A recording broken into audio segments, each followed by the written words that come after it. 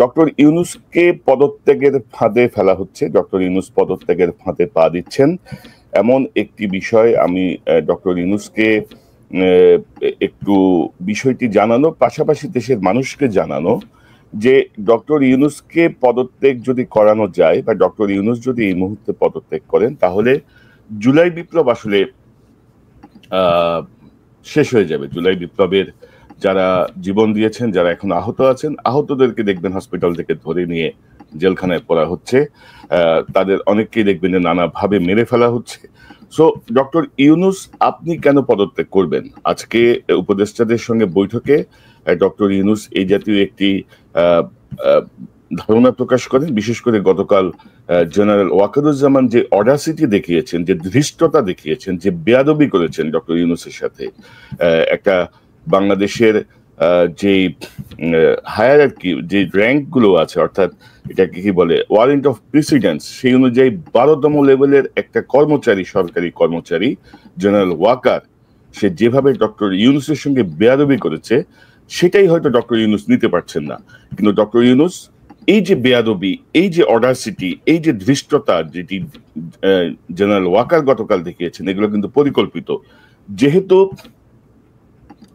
যেহেতু আপনি বিভিন্ন সময় বলেছেন যে আমার কথা না শুনলে আমি চলে যাব, আমার কথা শুনতে হবে। যদি এটারও আমি সমালোচনা করেছি, আমরা এখান থেকে সমালোচনা করেছি, আপনি কেন চলে যাবেন? আপনি দায়িত্ব নিয়ে কেন চলে যাবেন? এখানে তো মানবিমান বা ইমোশনের কোনো কারণ নাই, এটা প্রেম খেলা না যে আমার কথা শুনতে হবে নাহলে আমি চলে যাব।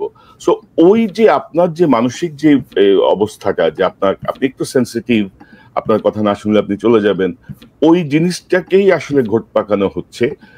যেখানে ওয়াকার এখন বরখাস্ত হয়ে জেলে থাকার কথা, যে সশস্ত্র বাহিনীকে উস্কানি দেওয়ার জন্য, রাষ্ট্রের তার যে নিয়োগকর্তা তাদেরকে ইগনোর করার জন্য, তাই সে নিজেকে অভিভাবকহীন বলার জন্য, এই সবকিছু মিলিয়ে আপনার তার যাওয়ার কথা, আপনি কেন যাবেন? ভুলেও এই কথা ভাববেন না। উপদেষ্টা পরিষদের আজকের মিটিং এ দুজন সিনিয়র উপদেষ্টা তাকে বুঝিয়েছেন যে কি কি হতে পারে, হোয়াট ইজ দ্য কনসিকুয়েন্সেস, এবং আমি যতটুকু জানি যে তিনি তাতে সন্তুষ্ট হয়েছিলেন। কিন্তু এখনো কিন্তু নানা রকম গুজব ছড়াচ্ছে। যদি কোনো, আল্লাহ না করুক, যদি কোনো কারণে এই ইউনিফর্ম বাহিনী যদি আসসালামু আলাইকুম দেশপ্রেমিক সেনাবাহিনীর দায়িত্ব নিয়েছে বলে যদি সামনে আসে, ধরে নেবেন যে বিএনপির অস্তিত্ব থাকবে না। যেই ডলাটা আওয়ামী লীগের খাওয়ার কথা ছিল সেই ডলাটা যাবে বিএনপির উপর দিয়ে, কারণ হাসিনা এবং তার আশ্রয়দাতারা সবাই মিলে ওইভাবেই প্ল্যানটাকে সাজাচ্ছে। দয়া করে হঠকারী সিদ্ধান্তে যাবেন না। ডক্টর ইউনূস পদত্যাগের ফাঁদে পা দেবেন না, পদত্যাগে বাধ্য করান, না হলে বহিষ্কার করুন। বাংলাদেশের জনগণ আপনাকে সমর্থন করে, আমরা সবাই আপনাকে সমর্থন করি। আপনারা জানেন গত কয়েকদিন ধরেই সেনা প্রধানের নানান ধরনের কি বলবো যে বানরের মতো চক্কর খাচ্ছেন তিনি। এই বাদরামি করতে করতে তিনি বেশ কিছু এটাকে বলা চলে যে রাষ্ট্রের যে আইন, সে আইনকেও লঙ্ঘন করছেন তিনি। তো তাকে মনে করতে হবে যে তার মতো কিছু কুলাঙ্গার, কিছু আওয়ামী সেনাবাহিনীর কথায় পুরো সেনাবাহিনী উঠবে বসবে না। কিছু ইউটিউবারকে ভাড়া করে তারপরে তিনি নিজে যা মনে চায় তাই করতে পারবেন। এই দেশের মানুষ আওয়ামী লীগকে আবার ফেরানোর সেই মেজাজে নাই। আমাদের বিরুদ্ধে অপপ্রচার করে, ফালতু কথা বলে, ফালতু জ্ঞান তৈরি কোনো লাভ নাই। কিছু কিছু দেখি কঠিন শব্দ ব্যবহার করে আমাদেরকে আক্রমণ করার চেষ্টা করে। তো তোরা যেসব কঠিন শব্দ ব্যবহার করে তার থেকে বেশি কঠিন শব্দ আমরা জানি, আমরা এগুলো বলতে চাই না আর কি। আর গালাগালি করতে থাকো, ডিজিএফআই বট করতে থাকো, কোনো সমস্যা নেই। যখন আমরা এগুলো দেখি তখন আমরা বুঝি যে উই আর ইন লাইন, আমরা সঠিক পথে আছি, সঠিক জায়গায় সঠিক আঘাতটা যাচ্ছে। ডক্টর ইউনূস আবারও আহ্বান, পদত্যাগের ফাঁদে পা দেবেন না, আপনি পদত্যাগে বাধ্য করান। প্রধানতম রাজনৈতিক দল বিএনপি, আপনারা অবজেক্টিভলি দেখার চেষ্টা করুন। মনে করবেন না যে ওয়াকার এসে কিছু একটা করে ক্ষমতা নিবে, ডিসেম্বরের মধ্যে নির্বাচন দিবে, জানুয়ারিতে বিএনপি সরকার গঠন করবে। এই বিশ্বাস, এই স্বপ্নই কখনো দেখিনি, এটা কল্পনাতেও আনেন না।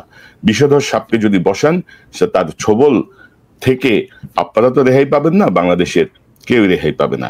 কারণ হচ্ছে এত রক্তের বিনিময়ে এত পরিবর্তনের পরে যারা এখনো বিভিন্ন পর্যায়ে যারা ক্ষমতায় বসে আছে তাদের মধ্যে ন্যূনতম কোনো পরিবর্তন আসে নাই। তারা এখনো নিজেদেরকে অভিভাবক মনে করে। অভিভাবক হচ্ছে সেই পিশাচ হাসিনা, যে ফ্যাসিস্ট হাসিনা, যে বদমাশ হাসিনা, যে গণহত্যাকারী, যে মানুষকে পাখির মতো গুলি করার নির্দেশ দেয়, যে মানুষকে বছরের পর বছর অন্ধকার প্রকোষ্ঠে আটকে রাখে।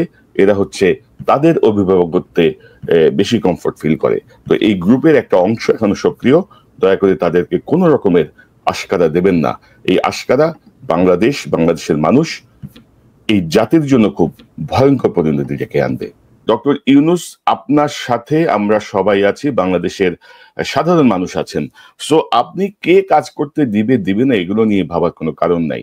আর সে কথা যদি বলতে হয় আপনাকে, বিশেষত আমি যদি দায়িত্ব নিয়ে বলি, আমি গত 9-10 মাস ধরে প্রথম থেকেই বলছি যে কোন কোন অপদার্থকে আপনি আপনার উপদেষ্টা পরিষদে ঢুকিয়েছেন এবং আলটিমেট সমস্যা কি কি হতে পারে। কিন্তু আনফরচুনেটলি আপনি কোনো বিষয়ই গুরুত্ব দেন নাই, আপনি হয়তো শোনেন নাই অথবা আপনাকে শোনানো হয় নাই। বিশেষত আমি, পিনাকি ভট্টাচার্য, ইলিয়াস হোসেন, আমরা তিনজন বার বলেছি। এবং তখন যে কথাগুলো নিয়ে গোয়েন্দা সংস্থা ট্রল করেছে, আওয়ামী লীগের লোকজন কিছু জায়গায় উৎসাহ দিয়েছে, কিছু জায়গায় ট্রল করেছে, বিএনপির লোকজন উৎসাহ দিয়েছে বা ট্রল করেছে। অর্থাৎ আপনি যদি, আপনার সাথে যদি একটা স্ট্রং উপদেষ্টা পরিষদ থাকতো যারা বিপ্লবের চেতনাকে ধারণ করে, আপনার মনে হয় যে জেনারেল ওয়াকারের এত সাহস বাড়ছে যে সে নিজেকে অভিভাবকহীন বলবে? আপনি বলবেন নির্বাচন হবে জুন 26-এ, ওয়াকার বলবে জানুয়ারি 26-এ নতুন সরকার দায়িত্ব নেবে। এত সাহস তার, এত অডাসিটি! বন্দুক থাকলেই সব হয় নাকি? পারলে কিছু করতে বলেন তারে, পারলে তাকে কিছু করতে বলেন। এবং আমার কাছে যে খবর আছে, ইন্টারন্যাশনাল দু একটা সোর্সের যে খবর আছে, আমাকে বলা হয়েছে ওয়াকার যদি এই উদ্যোগ নেয় সে জাহাঙ্গীর গেট ক্রস করতে পারবে না, সে জাহাঙ্গীর গেট ক্রস করতে পারবে না। আর গতকালকের যে তার যে অডাসিটি, তার যে ধৃষ্টতামূলক যে বক্তব্য সেনা অফিসারদের উদ্দেশ্যে, এটি আসলে অত্যন্ত কৌশলে পাবলিক করা হয়েছে। অর্থাৎ তারা এখন মহাদেশ প্রেমিক হয়ে উঠছে, দেশপ্রেম একেবারে টুবাই পড়তেছে। 2017 সালে যখন রোহিঙ্গাদেরকে ঢুকতে দেওয়া হয়েছিল, তখন সেনাপ্রধান ছিল আবু বেলাল মোহাম্মদ শফিউল। তো তখন এরা ছিল না অফিসার সেনাবাহিনীতে, তখন তারা বুঝে নেয় যে এটা একটা হাসিনা তার নিজে নোবেল প্রাইজ বা অন্য কোনো স্বার্থের কারণে এই সর্বনাশটা করতেছে। তখন দেশপ্রেম কোথায় ছিল? যখন হাসিনা তিনটা ভোটারবিহীন নির্বাচন সেনাবাহিনীকে ব্যবহার করে ক্ষমতায় টিকেছিল, তখন তোমাদের এত দেশপ্রেম কোথায় ছিল বেটা? কোথায় ছিলি তোরা? তখন তোরা ইউনিফর্মে ছিলি না? তখন তোদের বুকের মধ্যে মেডেল ছিল না? তখন তোদের এসব হোমটম ছিল না? কেন ছিল না? তোমরাই সেই লোক যারা তোমাদের স্বজাতির অফিসারকে আয়নাঘরে বন্দি রেখে বছরের পর বছর সেই আয়নাঘরের পাশ দিয়ে এই ইউনিফর্ম পরে ঘুরে বেড়াইছো। তোমাদের বিন্দুমাত্র ভ্রুক্ষেপ হয় নাই যে আমাদের সাথে একজন সেনা কর্মকর্তা, আমাদের একজন ভাই, বাংলাদেশের একজন সাধারণ মানুষ যাদেরকে রক্ষা করা আমাদের দায়িত্ব, তাদেরকে আমরা এইভাবে বিনা কারণে ভিন্ন মতের জন্য এখানে আটকায় রাখা হয়েছে। কার মধ্যে কোনো প্রতিক্রিয়া আমরা দেখি নাই। উপরন্তু যখন ডক্টর ইউনূস দায়িত্ব নেওয়ার পরে এই আয়নাঘরকে পরিদর্শনে বাধা দেওয়া হয়েছে, এই আয়নাঘরকে সংস্কার করে অনেক কিছু মুছে ফেলার চেষ্টা হয়েছে। কোথায় রে ভাই তখন তোমাদের দেশপ্রেম? অর্থাৎ দেখেন ভাই, কিছু বলবে যে সেনাবাহিনীর ভাবমূর্তি নষ্ট করতেছি আমরা। এই জাতীয় একটা গ্রুপ আছে সেনাবাহিনীর ভিতরে আছে এবং তাদের ভাড়াটিয়া কিছু কচুক্ষেতি আছে, বিভিন্ন চ্যানেল ইদানিং দেখি। যাই হোক, ওইসব সম্পর্কে কথা বলতে চাই না। কিন্তু বাস্তবতা হচ্ছে কি যে সেনাবাহিনীর যে ভাবমূর্তি, এটা আসলে হাসিনা মূর্তি হাসিনা টুকরা টুকরা করে ফেলছে 15-16 বছরে। মূর্তির অংশও নাই, ভাব নিয়ে বসে আছে সবাই।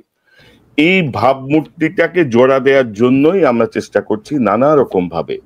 হাসিনার যে ড্যামেজটা আমাদের দেশপ্রেমিক সেনাবাহিনীকে করেছে, সেই ড্যামেজটাকে রিকভার করার জন্য, সেনাবাহিনীকে আগের মর্যাদায় ফিরিয়ে নেওয়ার জন্য, মানুষ যে চোখ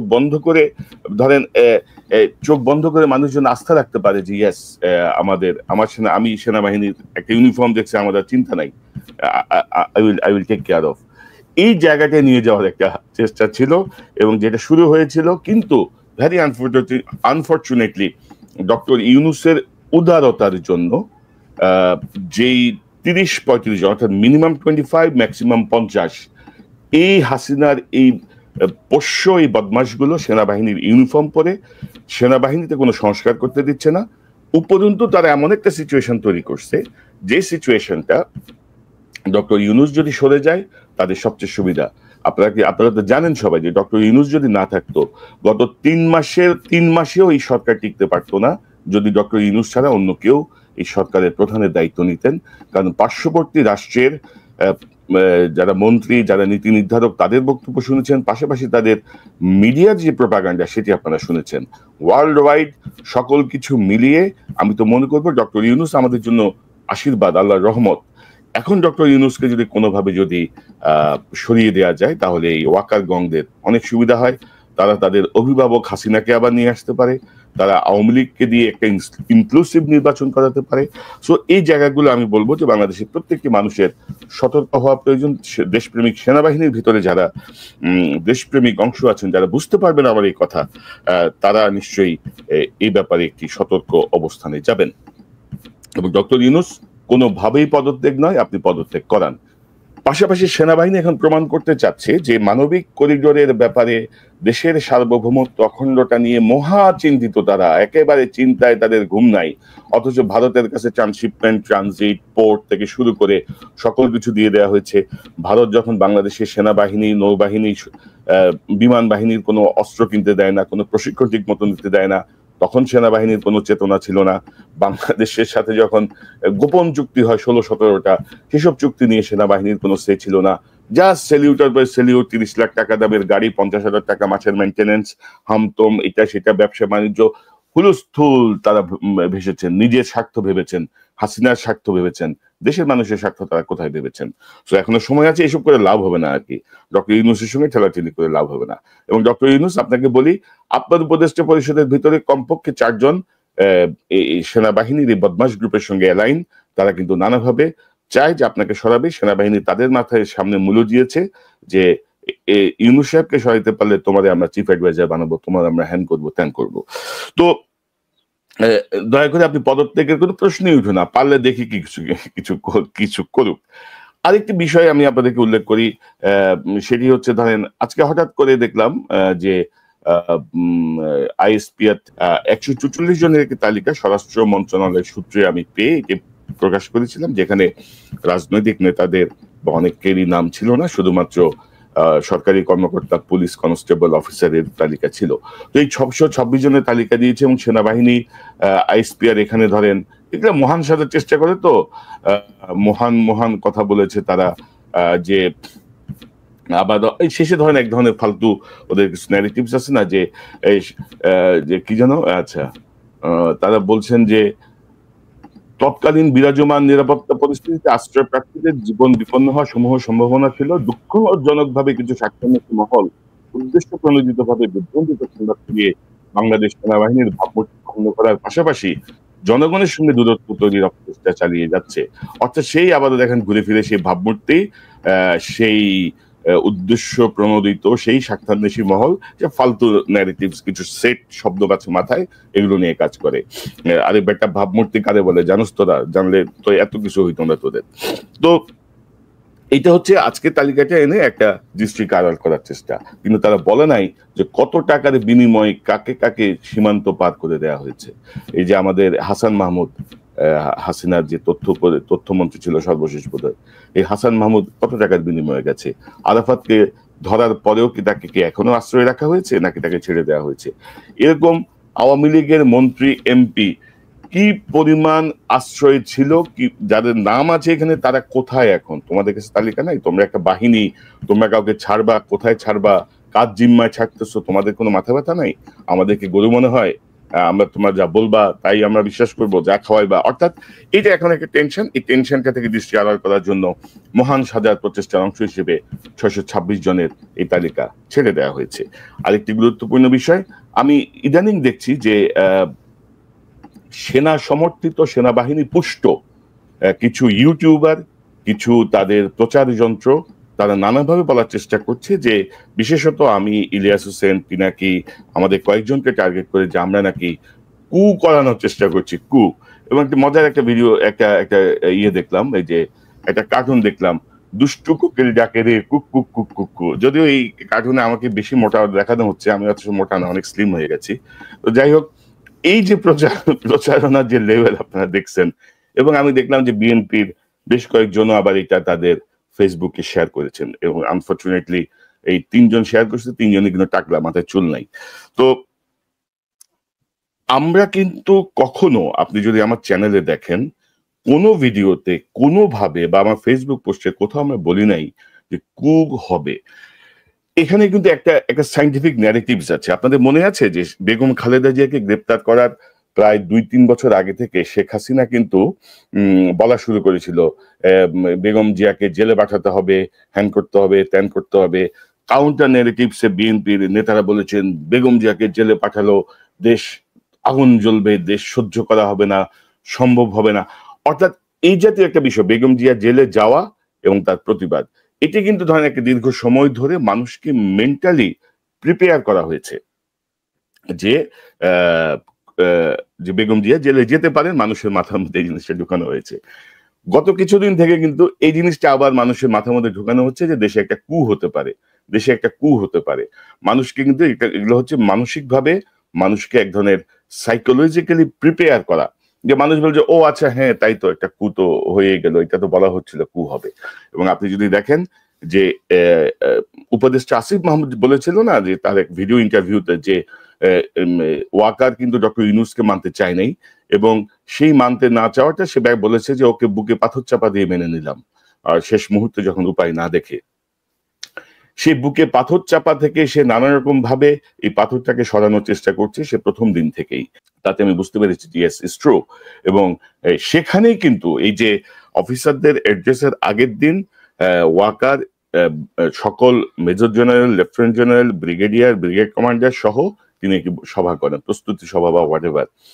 তো এবং এটা করে সেখানে বেশ কয়েকজন ওয়াকারকে উৎসাহ দিয়েছে, বলেছে যে স্যার এই অবস্থায় দেশ চলতে পারে না, আপনি জরুরি অবস্থা ঘোষণা করেন, আপনি ক্ষমতা নিয়ে নেন। অর্থাৎ তারা একটা জরুরি সরকারের কথা বলছিলেন, যেটা অনেকটা কুয়ের মতোই আর কি, কু করার কাছাকাছি।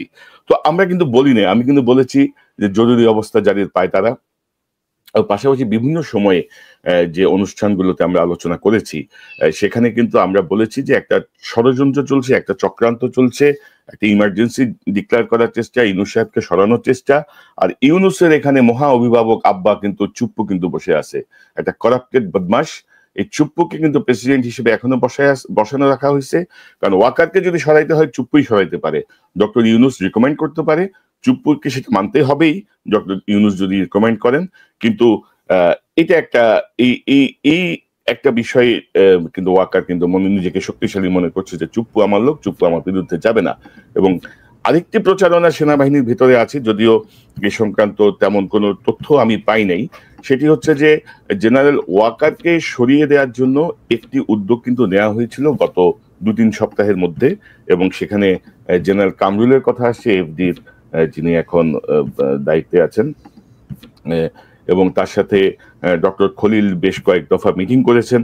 সেই মিটিং গুলোতেই নাকি ওয়াকার নাকি ক্ষুব্ধ হয়েছেন। অর্থাৎ টোটাল একটা তালগোল পাকানোর পরিস্থিতিকে নিয়ে যাওয়া হচ্ছে। পাশাপাশি পোষা যারা প্রচারক, যারা মানে ডিজিএফআই এর পেরোলে আছেন, এরকম একটা গ্রুপকে দিয়ে বলানোর চেষ্টা চলছে কু কু কু কু কু, চারিদিকে কুয়ের আওয়াজ তোলা হচ্ছে।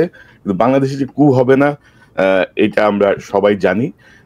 কু করার মতো মানে সহজ বাংলায় কোট আনকোট হ্যাডাম এদের কারোরই নাই। এরা একটা বিশৃঙ্খলা তৈরি করে ঘোলা পানিতে মাছ শিকারের চেষ্টা করবে। এবং আপনি যদি দেখেন যে আজকে উপদেষ্টা পরিষদে ডক্টর ইউনূসের যে বক্তব্য, তাতে আমার মনে হলো যে তারা আসলে ডক্টর ইউনূসের ওই বক্তব্যটা যে আমার কথা না শুনলে আমি কিন্তু চলে যাব, সেটাকে তারা পুঁজি করে এগিয়েছে। এটা হচ্ছে গোয়েন্দা বাহিনীর কৌশল, যে তাকে এই মুহূর্তে সরাসরি সরাতে গেলে যে ইন্টারন্যাশনাল যে প্রেশার আসবে বা ইন্টারন্যাশনাল যে অ্যাকসেপ্টেবিলিটি তারা পাবে না, তারা নিশ্চিত। তারা এখন অন্য পথে অন্যভাবে ডক্টর ইউনূসকে বিরক্ত করে তাকে সরিয়ে দিয়ে তাদের পোষা কাউকে সেখানে দায়িত্বে বসিয়ে তারা তাদের পারপাস সার্ভ করতে চায়। ডক্টর ইউনূস দয়া করে এই সুযোগটি দেবেন না। আপনাকে যদি সরাই আমরা দেখি, তোরা সরা দেখি কেমন পারস তোরা সরাইতে, তোদের হ্যাডামটা আমরা একটু দেখি, ডক্টর ইউনূসের সরা দেখি। পাশাপাশি আমি বলবো যে প্রধানতম রাজনৈতিক দল বর্তমান সময় বিএনপি, দয়া করে অবজেক্টিভলি ভাবার চেষ্টা করুন। কদিন আগে আমি সেনাবাহিনীর একজন কর্মকর্তার সঙ্গে কথা বলছিলাম, যিনি মাঠে ডিপ্লয় আছেন। আমি বলছিলাম যে আসলে আপনারা করতেছেন কি, যে দফায় দফায় যে ম্যাজিস্ট্রেসি পাওয়া দেওয়া হচ্ছে, আসলে এটা আউটপুট কি পাচ্ছি আমরা, আপনাদের কাজটা কি বলেন। তো তিনি বেশ কিছু কাজের কথা বললেন। তার মধ্যে তার একটা অন্যতম কাজ হচ্ছে প্রত্যেকটা জায়গায় তালিকা করা, অর্থাৎ যারা চাঁদাবাজি করছে, যারা টেম্পো স্ট্যান্ড দখল করছে, যারা হুমকি দিচ্ছে, যারা দখল করছে, এদের পাশাপাশি যারা ধরেন সরকারি কর্মকর্তা হিসেবে যারা আছেন, পুলিশ আছেন, কারা কারা ঘুষ দুর্নীতির সঙ্গে যুক্ত, তাদের তালিকা করছেন তারা নীরবে নিভৃতে। আপনারা জানেন গত কয়েকদিন ধরেই সেনা প্রধানের নানান ধরনের কি বলবো যে বানরের মতো চক্কর খাচ্ছেন তিনি। এই বাদরামি করতে করতে তিনি বেশ কিছু এটাকে বলা চলে যে রাষ্ট্রের যে আইন, সে আইনকেও লঙ্ঘন করছেন তিনি। তো তাকে মনে করতে হবে যে তার মতো কিছু কুলাঙ্গার, কিছু আওয়ামী সেনাবাহিনীর কথায় পুরো সেনাবাহিনী উঠবে বসবে না। কিছু ইউটিউবারকে ভাড়া করে তারপরে তিনি নিজে যা মনে চায় তাই করতে পারবেন। এই দেশের মানুষ আওয়ামী লীগকে আবার ফেরানোর সেই মেজাজে নাই। আমি সেই অফিসারদের উদ্দেশ্যে তিনি কি বক্তব্য দিয়েছেন, সেই বক্তব্যটা আপনাদেরকে চুম্বকাংশ শোনাবো, কারণ পুরোটা অনেক লম্বা। তার আগে কিছু কথা বলে নিই যে আমি আমার মনে হয় সেনা প্রধানের এই বক্তব্যটা আপনাদের আগে গুরুত্বপূর্ণ জায়গাগুলো শোনা। সেটা হচ্ছে কর্তব্যরত অফিসারদের উদ্দেশ্যে সেনা প্রধানের বক্তব্য 21 মে 2025। কর্তব্যরত ব্যক্তি ব্যতীত দেশের সকল সেনানিবাস ও জাতিসংঘ মিশনে মোতায়েন সকল সেনা অফিসার এই অনুষ্ঠানে যোগদান করেন। প্রথম অংশে সেনাপ্রধান অফিসারদের উদ্দেশ্যে প্রায় 30 মিনিট বক্তব্য রাখেন এবং এরপর প্রায় 1 ঘন্টা 15 মিনিট অফিসারদের প্রশ্নের উত্তর দেন। এখানে 2 নম্বরে বলা হয়েছে, সাধারণভাবে সেনাপ্রধানকে বেশ ক্লান্ত, খানিকটা হতাশ ও স্বভাব বিরুদ্ধভাবে উত্তেজিত দেখা গেছে। তার প্রাথমিক বক্তব্যে তিনি নিরলসভাবে কাজ করে দেশের প্রতি দায়িত্ব পালনের জন্য সেনাবাহিনীর সকল সদস্যকে অভিনন্দন জানান। তবে বিভিন্ন কারণে দেশের শান্তি শৃঙ্খলা সহ সার্বিক পরিস্থিতির সম্পর্কে তিনি হতাশা ব্যক্ত করেন। তার বক্তব্য ও প্রশ্ন উত্তরের পর্বের আলোচনার উল্লেখযোগ্য অংশসমূহ নিম্নরূপ। আচ্ছা, এখানে তিনি বলেছেন যে সার্বিকভাবে দেশে একটি অরাজক পরিস্থিতি বিরাজ করছে বলে তিনি উল্লেখ করেন। সময়ের সাথে পরিস্থিতির আরো অবনতি হচ্ছে বলেও তিনি উল্লেখ করেন। আইন শৃঙ্খলা বাহিনী, বেসামরিক প্রশাসন সহ সকল সংস্থা ভেঙে পড়েছে এবং পুনর্গঠিত হতে পারছে না। শুধুমাত্র সশস্ত্র বাহিনী এখানে এখন পর্যন্ত টিকে আছে এবং দেশের স্থিতিশীলতার রক্ষায় কাজ করে যাচ্ছে বলে এই অংশটা খুবই গুরুত্বপূর্ণ। আজকের এই যে বক্তব্যটা দেওয়ার জন্যই তিনি গত 9 মাস ধরে, আপনাদের মনে আছে, প্রথমে ঢাকা বিশ্ববিদ্যালয়ে একটা ছেলেকে পাগল সাজিয়ে তারপর মারা হলো। এরপরে সংঘবদ্ধভাবে আপনার ধর্ষণের ঘটনা ঘটলো।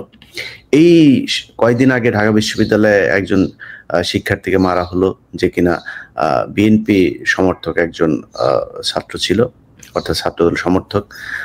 এখন এই যে ঘটনাগুলো ঘটিয়ে দেখেন কি করা হলো, ভিসির সাথে মুখোমুখি করা হলো বিএনপিকে। ওইদিকে আপনার আসিফ মাহমুদের বিরুদ্ধে বিএনপিকে উস্কে দেওয়া হয়েছে সিটি কর্পোরেশনে ইশরাককে বসানোর জন্য। আমি মনে করি ইশরাক এখানে এই জোর জুলুম করে তারপরে বসার জন্য ইশরাক ছেঁচড়ামো করে তারপরে সিটি কর্পোরেশনে বসার মতো ছেলে না। সামনে যদি মেয়র ইলেকশন হয়, কোনো নির্বাচিত সরকার হলে সেইভাবেও তার যাওয়ার সুযোগ আছে, কিন্তু তাকে উস্কে দিয়ে তারপরে আসিফ মাহমুদের বিরুদ্ধে লাগানো হয়েছে। এই জায়গায় একটা বড় ভূমিকা পালন করেছে আসিফ নজরুল। আমি অনেক কিছু আপনাদেরকে কার কার সাথে কথা হয়েছে সেগুলো উল্লেখ করছি না, তবে এইটুকু আমি আমার তাদের সাথে কথা বলে যেটা দেখেছি যে আসিফ নজরুল 2 দিকে ঢোলের তিনি বাড়ি দিয়েছেন। এই পক্ষকে উত্তেজিত করেছেন, এই পক্ষকে বলেছেন তুমি এটা করো। সো সে সরকারে থেকে ইশরাককে বসতে দেবে না, এটা যেমন বলছে, সে আবার ইশরাককে বলছে যে এই সরকারে সে নাম ধরে কয়েকজনের কথা বলেছে যে এই ব্যক্তি নাকি ইশরাককে বসতে দিচ্ছে না, যে কারণে বিএনপি তাদের বিরুদ্ধে এখন খেপছে। তো এই কাজটা সেনাপ্রধান অনেক আগেই করতে চেয়েছে, অনেক আগে থেকেই চেষ্টা চালিয়ে যাচ্ছে দেশে একটা অস্থিতিশীল পরিস্থিতি বিরাজ করুক এবং মানুষ ইউনূস সরকারের প্রতি একটা বিরূপ একটা পরিস্থিতি তৈরি করে তারপরে তাদেরকে সেনাবাহিনীর কাছে যাতে সারেন্ডার করে যে স্যার আপনারাই ক্ষমতা হাতে তুলে নেন। এই চেষ্টা তিনি 5 তারিখের আগে 3 তারিখ থেকেই শুরু করেছে। তার ইচ্ছা ছিল আসিফ নজরুলকে প্রধান উপদেষ্টা করে তারপর একটা সরকার গঠন হবে, আর আসিফ নজরুলকে দিয়ে তিনি যেভাবে চান সেভাবে করতে পারবেন, কিন্তু সেটা সম্ভব হয় নাই।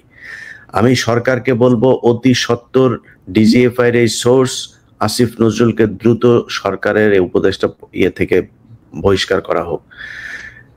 তারপরে তিনি বলেছেন যে 5ই আগস্ট হতে এ পর্যন্ত দেশের সার্বিক পরিস্থিতি স্থিতিশীল রাখতে সেনাবাহিনী অক্লান্ত নিঃস্বার্থ ভূমিকা পালন করতে সেনাবাহিনী ও সেনাপ্রধানকে টার্গেট করা হচ্ছে বলে তিনি হতাশা ব্যক্ত করেন। সেনাবাহিনী ভালো করেন এই 5 তারিখের পর থেকে। আপনারা সারা দেশে আপনাদেরকে ম্যাজিস্ট্রেসি পাওয়ার দেওয়া হয়েছে। এই সেনাপ্রধানের আপনার তাদের যেই সব উচ্চ পদস্থ যেই জায়গা থেকে তাদের কমেন্ট করা হয়, সেই জায়গা থেকে আমি অন্তত 20 জন মেজর ক্যাপ্টেন তাদের সাথে কথা বলে শুনেছি যে তাদেরকে কাজ করতে দেওয়া হয় না।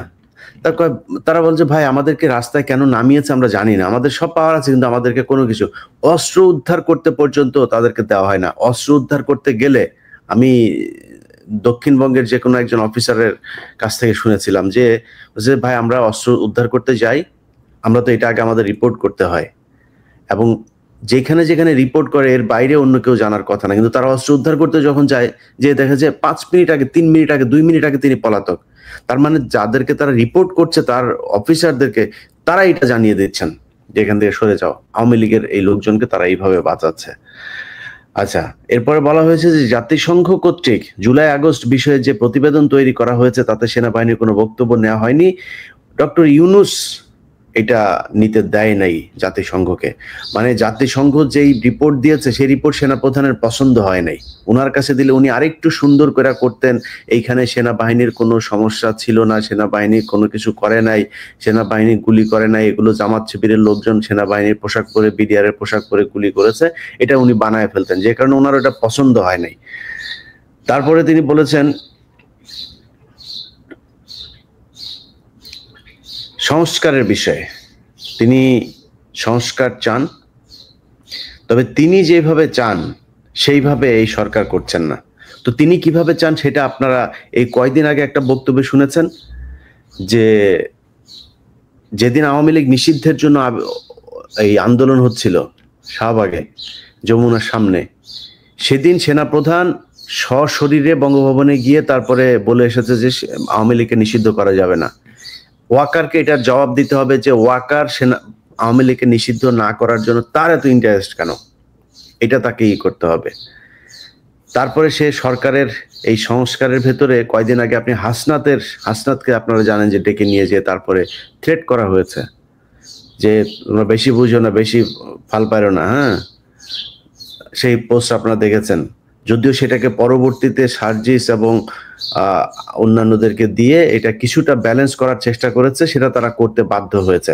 সেনাপ্রধানকে জবাব দিতে হবে, হাসনাতকে ডেকে নিয়ে আওয়ামী লীগ নিষিদ্ধ করা যাবে না, এই দায়িত্ব সেনাপ্রধানকে কে দিয়েছে? মানবিক করিডোরের মতো স্পর্শকাতর ও ঝুঁকিপূর্ণ সিদ্ধান্ত নেওয়ার এখতিয়ার বর্তমান সরকারের নেই বলে তিনি উল্লেখ করেন। তিনি বলেন শুধুমাত্র একটি নির্বাচিত রাজনৈতিক সরকারই যথেষ্ট পদ্ধতি অনুসরণ পূর্বক এরূপ সিদ্ধান্ত নিতে পারেন। তিনি করিডোরের বিশাল একজন বিরোধী মানুষ। সেনাপ্রধান, তোমার আম্মা শেখ হাসিনা এই পুরো বাংলাদেশটাই ইন্ডিয়ার করিডোর বানিয়ে রেখেছিল, এর আলাদা কোনো অস্তিত্ব পৃথিবীর বুকে ছিল না, এর পুরো সার্বভৌমত্ব স্বাধীনতা দখল করেছিল ভারত। তুমি কই ছিলাও? যেই জুলাই আগস্টে ছাত্রদের উপরে নির্যাতন করা হয়েছে, যে দেশের মানুষের উপর গুলি করে, সেখানে অসংখ্য ভারতীয় লোকজন এসে তারপরে ট্রেনে করে বর্ডার পার হয়ে এসে কিলিং মিশনে অংশ নিয়ে তারা সুন্দরভাবে বাংলাদেশ পার হয়ে গিয়েছে। তুমি কোথায় ছিলা?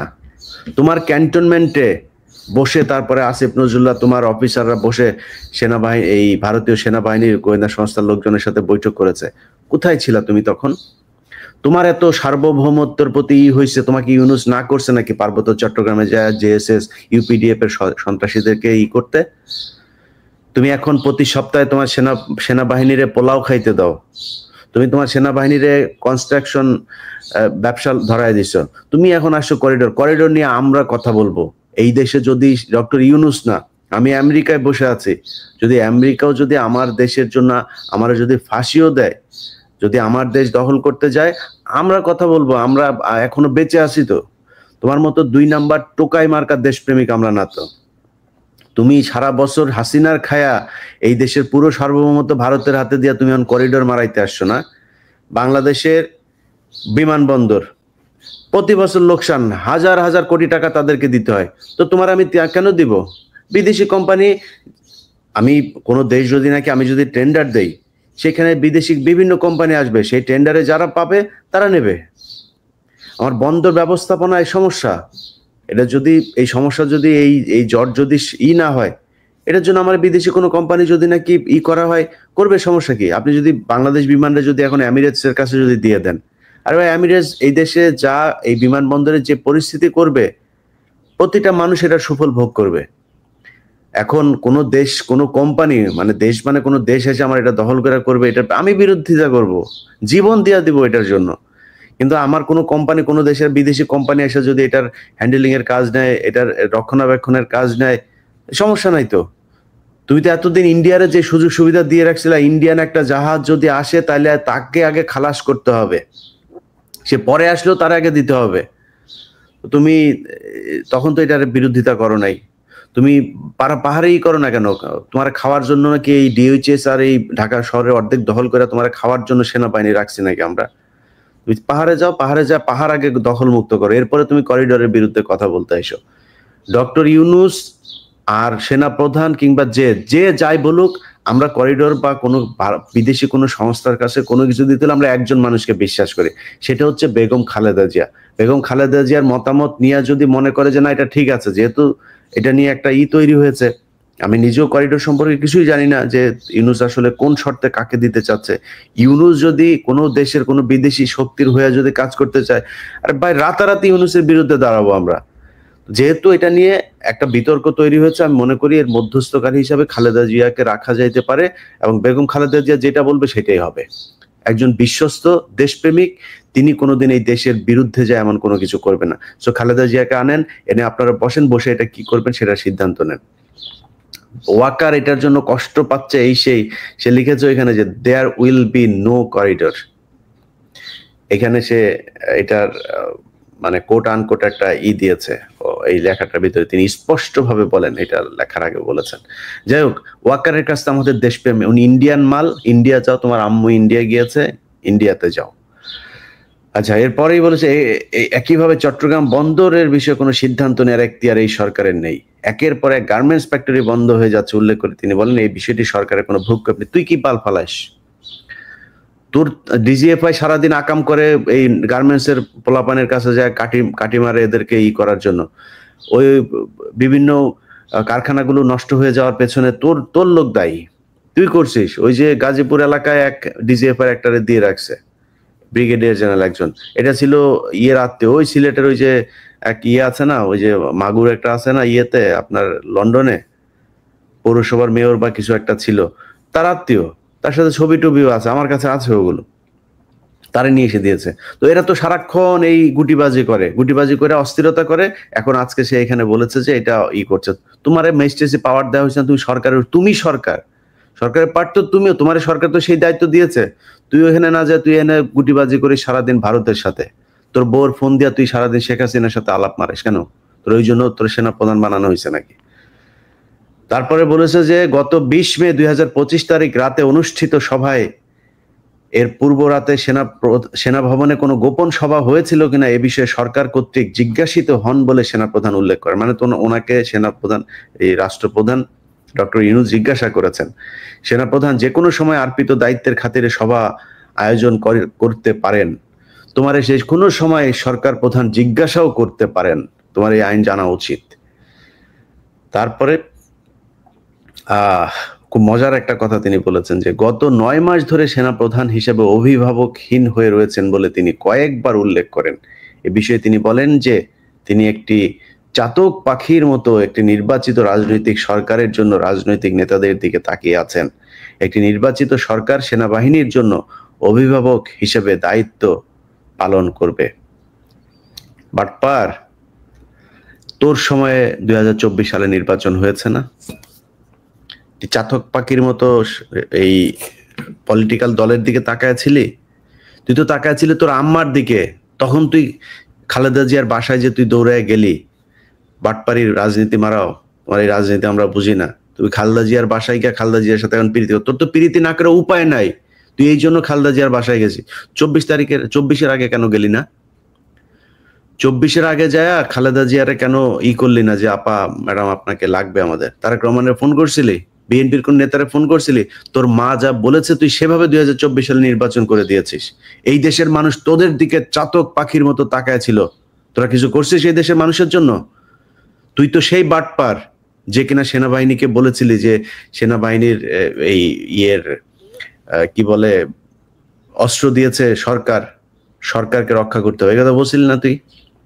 তোর এই রেকর্ড আমরা পাওয়ার চেষ্টা করতেছি, পাবো কিনা জানি না, পেয়ে যাইতেও পারি। তুই যে 3 তারিখ 2 তারিখ কি কি আদেশ দিয়েছিলি এইসব আমরা জানবো। তুই যখন কিনা এই ব্ল্যাক আউট করে পোলাপান্ডা যে হত্যা করা হইলো, তুই কই ছিলি তখন? তোর তখন উদ্বিগ্ন হইস নাই তুই এতগুলি মানুষকে যে মারলো? তুই আর তোর বিডিআর এর লোকজনের দিয়া তুই করছিস, গুলি করাইছিস মানুষকে। তো সেনাবাহিনীর লোক দিয়া গুলি করে 5 তারিখ সকালেও তুই গুলি করাইছিস। তুই তো সেই বাটপার। তুই এখন আসছিস চাতক পাখির মতো রাজনৈতিক দল ইলেকশন করবে সেটার জন্য তাকায়। মানে যদি একটা নির্বাচিত সরকার আসে, ইউনূসকে এখান থেকে সরাই দেয়, তাইলে তোমার সুবিধা হবে গুটিবাজি করতে, তাই না? এই জন্য এখন নির্বাচিত সরকারের তাড়াতাড়ি আনার জন্য চেষ্টা পায়তারা করতেছ, সব লোকজনের কিনে নিয়ে এখন তাদেরকে দিয়ে করতেছ। এগুলি আমরা খুব ভালো করে বুঝি। যাই হোক প্রিয় দর্শক, এরকম লম্বা বিশাল ফিরিস্তি আছে।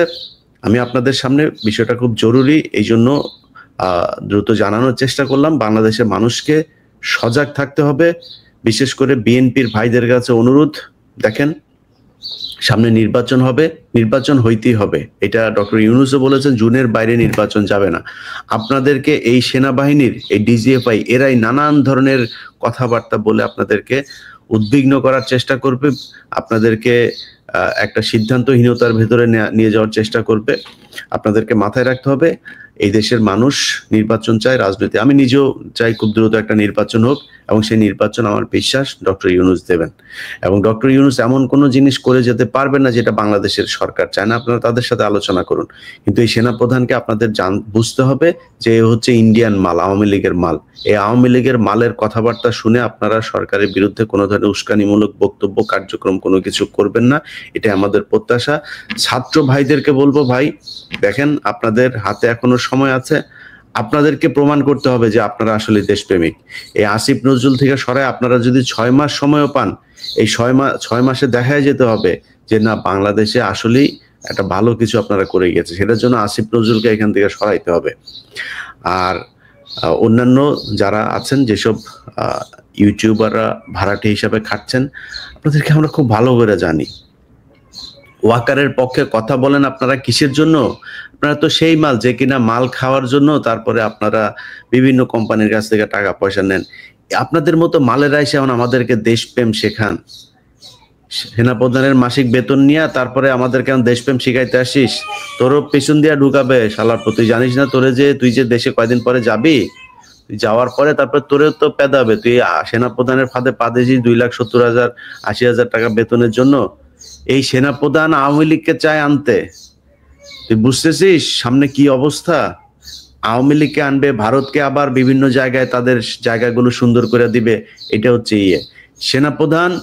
আপনার কোনো ধোকাবাজি ধান্দাবাজিতে এই ইউটিউবার ভাড়া করে লাভ হবে? আপনাকে খুব স্পষ্টভাবে কিছু জায়গা মানুষের সামনে পরিষ্কার করতে হবে। প্রথম জায়গা, বিডিআর এর বিচার নিশ্চিত করতে হবে, তাইলে বুঝবো আপনি দেশপ্রেমিক। আওয়ামী লীগের যেসব লোকজন এখনো ডিওএইচএস এ পলাতক আছে, যাদেরকে আপনি লুকিয়ে রেখেছেন, আপনার অফিসাররা লুকিয়ে রেখেছে, তাদেরকে বের করে আইনের মুখোমুখি করতে হবে। সেনাবাহিনীকে ম্যাজিস্ট্রেসি পাওয়ার দেওয়া হয়েছে, সারা দেশে সারাশি অভিযান চালান। অভিযান চালায় আওয়ামী লীগের লোকজনকে ধরেন। অস্ত্র কারা এতদিন অস্ত্রবাজি করেছে, মামলার আসামি কারা, তাদেরকে ধরেন। আপনারা কোনো কিছুই করেন না। আপনি উল্টা বলছেন সরকার, আপনারা কি ব্যারাকে রাখা হয়েছে? আপনাকে ম্যাজিস্ট্রেসি পাওয়ার দিয়ে বাইরে রাখা হয়েছে। আপনি কারে দোষ চাপান? আপনি প্যারালাল গভর্নমেন্ট হিসাবে আপনাকে কাজ করার ক্ষমতা দেওয়া হয়েছে, আপনি এসে সেনা ইউনূসের উপরে দোষ চাপাচ্ছেন। যাই হোক, আমরা বিষয়টি নিয়ে প্রচন্ড রকমের উদ্বিগ্ন আমরা নিজেরাও। সো আমরা দেশবাসীকে বিষয়টা পরিষ্কার করার চেষ্টা করেছি আমি আমার জায়গা থেকে। আশা করি আপনারা বুঝতে পেরেছেন। সবাইকে সজাগ থাকতে হবে প্রতিটা মুহূর্ত পর্যন্ত, যতক্ষণ না পর্যন্ত বাংলাদেশে একটা নির্বাচিত সরকার না আসছে এবং সেই সরকারের নেতৃত্বে যারা থাকবে তারা যতক্ষণ স্যাটিসফাইড না। আমি যদি ছোট করে বলি যে তারেক রহমান দেশে যায়নি এখন পর্যন্ত, কেন যায়নি? আপনার কি মনে হয় তারেক রহমান ইউনূসের ভয় যায় নাই? সেনাপ্রধানের ভয় যায় নাই? তারেক রহমান আপনাদের কাছে ভাই, অনেকের কাছে আমার মনে হইতে পারে যে আমি এখন হয়তো বা আপনার কারো পক্ষে, ভাই আমি কারো পক্ষে যে কথা বলি না এটা কয়দিন, মানে যখন একজন আজকে বলেন তার পক্ষে বলি, পরশুদিন বুঝতে পারেন যে না, এটা আসলে এর লোক না। সো আশা করি দিন শেষে বুঝতে পারবেন। ভাই বিশ্বাস করেন, বাংলাদেশে যদি নাকি একটা নির্বাচিত সরকার আসে এবং সেটার প্রধান যদি নাকি তারেক রহমান হন, আমি আপনাদেরকে কথা দিলাম, মানে আমি আমার নিজের জায়গা থেকে আমি যতটুকু বুঝতে শিখেছি তারেক রহমানকে, বিএনপির বিগত দিনে যে সরকার ছিল তার চেয়ে অনেক ভালো কিছু একটা দেখবেন। আমি আপনাদেরকে কথা দিলাম, যদি নাকি খারাপ কিছু দেখেন, যদি অন্যরকম কিছু হয়, লুটপাট হয়, তারেক রহমান বিদেশি কোনো শক্তির হয়ে কাজ করে, আমি বললাম আমি ফার্স্ট পার্সন হব যে কিনা আপনাদের সাথে দাঁড়াবো, তারেক রহমানের বিরুদ্ধে দাঁড়াবো। কিন্তু আমি এখন পর্যন্ত তারেক রহমান সম্পর্কে, তারেক রহমানের এখনকার যেই তার চিন্তা ভাবনা, তার যেসব মানুষজনের সাথে তিনি এই রাষ্ট্র নিয়ে কথা বলেন, আমি সেটা থেকে আপনাদেরকে বলছি যে তারেক রহমান একটা ভালো কিছু আপনাদের সামনে। এখন আপনি যে বিএনপিকে দেখছেন, বিএনপি এরকম থাকবে না, বিশ্বাস করেন, এরকম থাকবে না। বিএনপির অনেক নেতা আছে যাদের উপরে তারেক রহমানের শতভাগ কর্তৃত্ব নাই, যে কারণে অনেক কিছু তিনি করতে পারছেন না, চাইলেও অনেক ব্যাপারে তিনি এখন নিশ্চুপ থাকছেন। তিনি দেশে ফিরলে সেটা দেখতে পারবেন। সো আমরাও চাই, আর যদি জামাত আসে, আমাদের জামাতকে নিয়েও কোনো বড় ধরনের কোনো অভিযোগ নাই যে জামাত এসে তারপরে দেশকে বিক্রি করে দেবে। তাদের কিছু নেতা আছে যারা কিনা রয়ের সাথে কানেক্টেড, নানানভাবে জামাতকে বিতর্কিত করার চেষ্টা করছে। তো এটার ব্যাপারে আমার কোনো আপত্তি নাই। তারাও যদি আসে, আমি মনে করি দেশ নিশ্চিন্ত একটা জায়গায় যাবে। যারাই ক্ষমতায় আসুক, বিএনপি কিংবা জামাত কিংবা এনসিপি, আমি মনে করি যে এই দেশ একটা ভালো জায়গায় যাবে। সো সেই দিন পর্যন্ত বাংলাদেশের প্রতিটা মানুষকে নিরাপত্তা প্রহরীর মতো এই দেশকে পাহারা দিতে হবে। আমরা আছি ইনশাল্লাহ। এই দেশ ভারত, চীন, পাকিস্তান, আমেরিকা কোনো দেশের কাছে নতজানু হয়ে তারপরে থাকবে, এটা আমরা কখনোই ইনশাল্লাহ হইতে দিব না। সবাই ভালো থাকবেন। আল্লাহ হাফেজ।